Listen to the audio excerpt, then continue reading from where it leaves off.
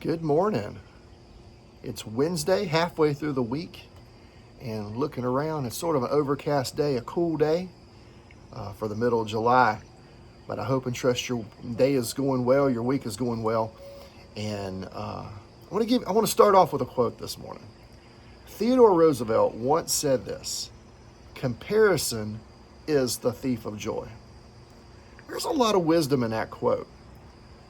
Comparison.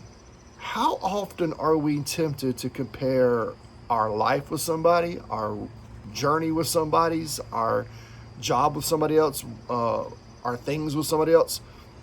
We are all tempted in life to compare. There's three types of comparison.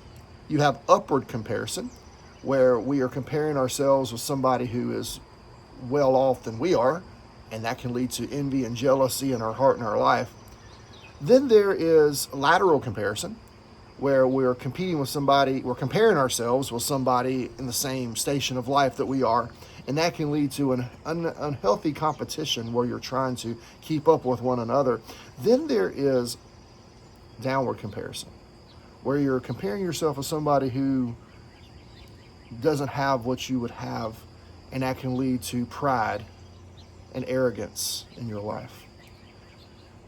Comparison can be the thief of joy in your life, and it sneaks in, maybe through a social media post. It can sneak into your life and into your day, and it can make you the most unhappy, miserable person on the planet. Comparison is the thief of joy. John chapter 21, Peter and Jesus had confronted Peter, "Do you love me?" 3 times, and Peter said, "You know I love you."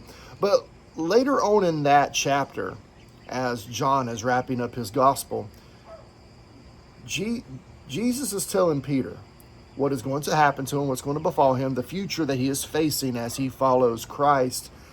Then in verse 20 of John 21, it says, "Then Peter turns about, seeth the disciple whom Jesus loved following, which also leaned on his breast at supper, and said, Lord, which is he that betrayeth thee? But it says, Peter sees him, saith to Jesus, Lord, what shall this man do? Lord, what about him? And then Jesus says to Peter, if I will tarry till I come, what is that to you? Follow me. What is that to you? Follow me. What about this man? We all have a little Peter in our lives.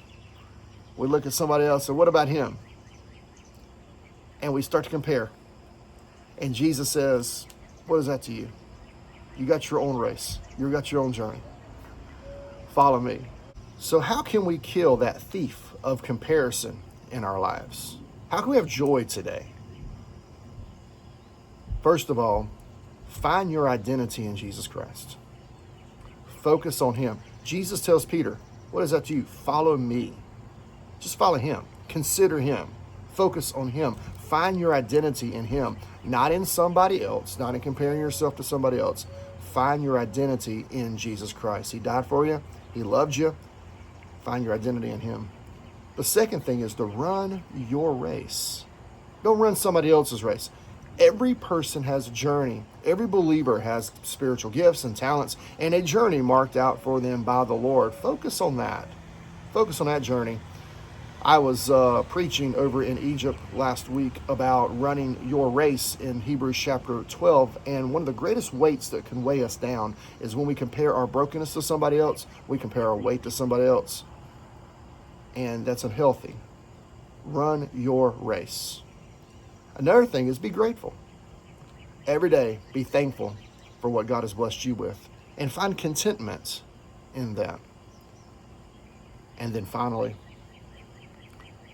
celebrate others. When you see someone succeeding, don't be jealous or envious. Celebrate that person. As believers, we're on the same team, preaching the same gospel, trying to see souls saved. Celebrate that. I'm going to leave you with that thought. Have a great Wednesday. Blessings.